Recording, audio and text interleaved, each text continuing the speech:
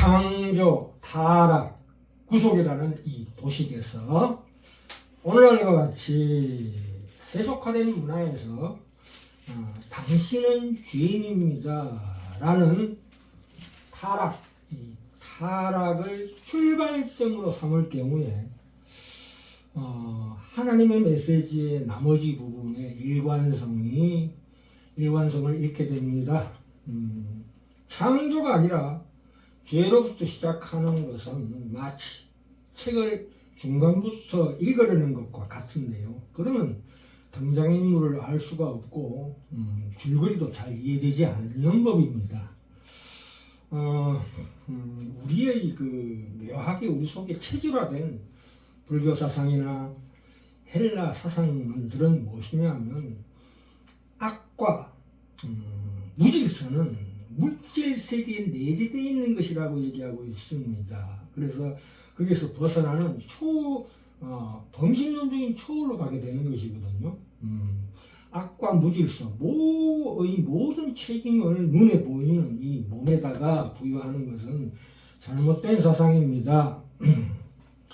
그래서 로마서 14장 14절에 나오지요. 하나님이 지으신 모든 피조물 무엇이든지 스스로 속된 것이 없으니 라고 증언하고 있습니다. 성경은 인간의 몸을 포함한 물질 세계를 본래 선한 것으로 그리고 있습니다. 이것은 하나님에 의해 창조되었으므로 그분의 선한 성품을 반영하고 있는 것입니다. 성경은 악을 어떤 물질이나 창조물의 어떤 부분과도 동일시하지 않습니다. 죄와 동일시하는 것은 안 될 말입니다. 죄는 본래 선한 하나님의 창조 세계를 뒤틀리게 하고 왜곡시키는 것이거든요. 이를테면 성경은 몸, 이 신체를 원래부터 죄 많은 것이라든가 아니면 가치가 덜한 것으로 여기지 않습니다. 바울이 갈라디아서 5장 4절부터 10절에서 육신의 정욕을 피하라고 우리에게 권고할 때 그가 언급하는 것은 이 몸, 이 바디가 아닙니다. 육신, 플래시입니다. 이 플래시라는 것은 육신이라고 얘기할 수 있는데 죄악된 본성을 가리키는 전문 용어예요. 만일 몸이 본래 죄악된 것이라면 예수 그리스도의 성육신은 불가능했을 터입니다. 예수께서는 죄가 없으나 인간의 몸을 입으셨기 때문입니다. 하나님께서 친히 인간의 형태를 취했다는 이 놀라운 사실만 보아도 이 몸의 거룩성, 특별히 거룩성, 세상이 얘기하는 정성을 넉넉히 알 수 있습니다. 참된 그리스도인들의 이 주장에 헬라 사상가들이 가장 충격적으로 다가왔던 것은 무엇이냐면 그리스도의 성육신과 죽음과 부활과 같이 우리가 사는 이 공간과 시간 속에서 일어난 사건을 보고서 충격을 받았다는 얘기예요. 자, 누가복음의 마지막 장 24장 1절부터 53절에서 참으로 전 우주적 역사상 유례 없는 최초의 사건인 예수 그리스도의 부활과 승천을 거기 기록하고 있는데 1절부터 12절에 보시면 참 이상한 것이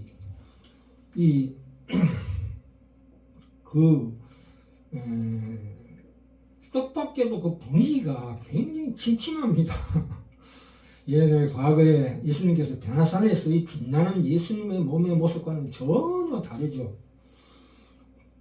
제자들이 예수님을 알아보지도 못할 정도입니다. 이 뜻밖에도 분위기가 아주 무미건조합니다. 당연히 예수님을 모시던 여자들이나 제자들이 부활이라는 사건 앞에서 환호와 어떤 감동의 물결이 이루어야 마땅한데도 오히려 의심과 시기와 혼란, 망설임 같은 것으로 전체적인 분위기가 형성되어 있다는 것입니다. 예수님께서 제자들 앞에 나타나신 36절부터 43절에 보시면 예수님께서 나타나셨을 때에 저희가 놀라고 무서워하여 그 보는 것을 영으로 생각하는지라. 예수께서 가라사대 어찌하여 두려워하며 어찌하여 마음에 의심이 일어나느냐.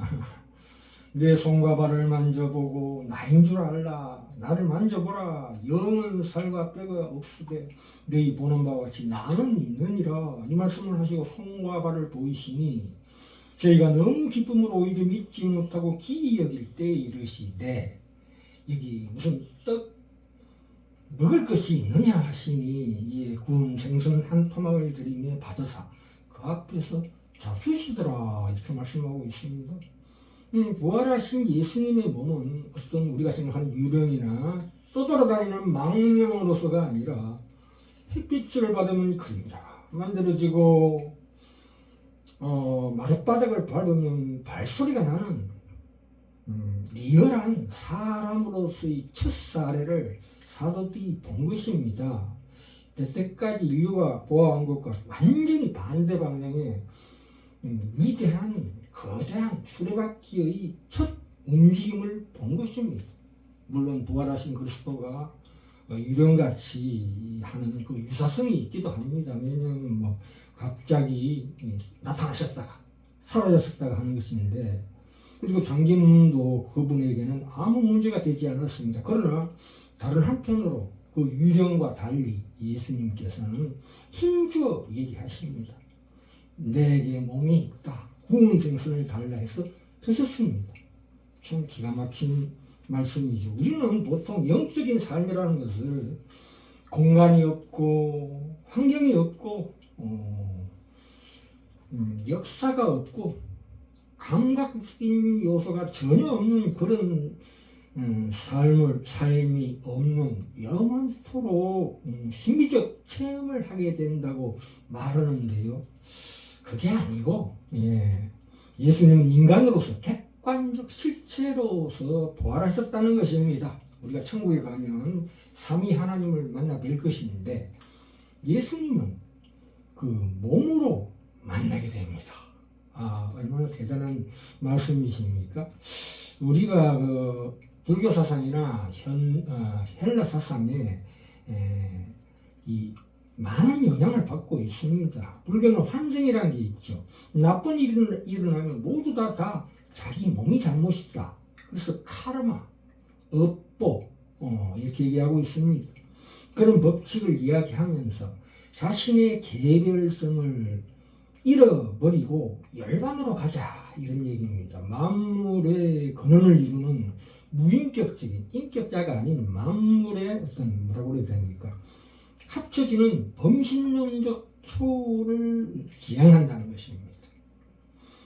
그러나 그것이 영원 불멸의 교리를 낳습니다. 그것이 자연스럽게 그렇게 연결이 됩니다. 또 하나 무슨 문제가 있냐면 그리스도인들조차도 우리가 의인은 죽으면 천국에 간다라는 간단하고 단순하게 이해합니다. 이 두 가지 모두 다가 사실은 그리스도의 부활 이야기와는 전혀 무관하고 전혀 다른 차원의 것입니다. 예수님의 부활이라는 것은 우리가 분명히 이해해야 될 것은, 만일 그런 철학이나 심리학 연구자들이 인간의 사후 생존을 증명하는 것으로 부활을 이용할 수가 있다는 것입니다.